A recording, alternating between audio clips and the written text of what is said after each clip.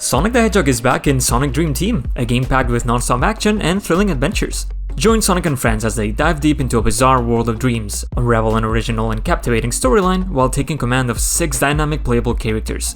With their unique abilities, dash, climb, and fly your way to victory against infamous Dr. Eggman, who has gotten a hold of a device called the Reverie, an ancient device with the power to manifest dreams into the real world.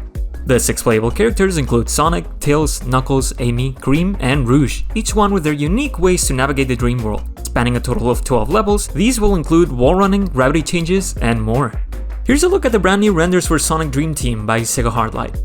I'm definitely a fan of how they look. Sonic gets a deeper blue than what we're used to nowadays and gets a little bit of his adventure edge back with that smirk.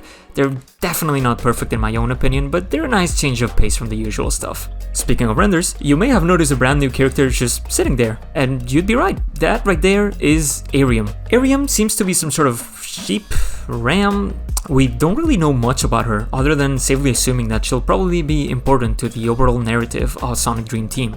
Which makes it as good a time as any to mention that, yeah, this game will have a full narrative to it. And as you've been able to see from the footage, it's definitely not just another Sonic Dash copy.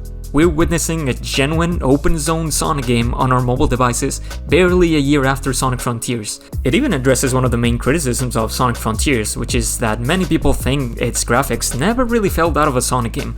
One look at Dream Team shows a completely different story, however. Since I'd personally always root for something more akin to Sonic Rider Zero Gravity for modern Sonic, I will say it definitely feels more Sonic-y at first glance compared to Frontiers. The game also seems to focus a lot more on the character's movement with momentum, launching of ramps, and all of that good stuff.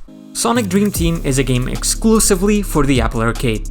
So what does that mean? That means that unless you own an iPhone, an iPad, a Mac, or even an Apple TV, you're out of luck to play this game, at least for now. A very large portion of people are understandably and reasonably upset that they just won't be able to play this game, period, because they don't own any of the prior devices mentioned, or straight up don't want one just to be able to play a Sonic game, and I feel like that's very fair. However, there's a very high chance that Apple funded development for this game as to have an attractive Sonic game, a very big IP, in their Apple Arcade library, as to attract more users to the service. And admittedly, it being behind Apple Arcade is also 99% likely the reason why this game not only just outright exists, but also won't be riddled with predatory microtransactions and ads all over the place.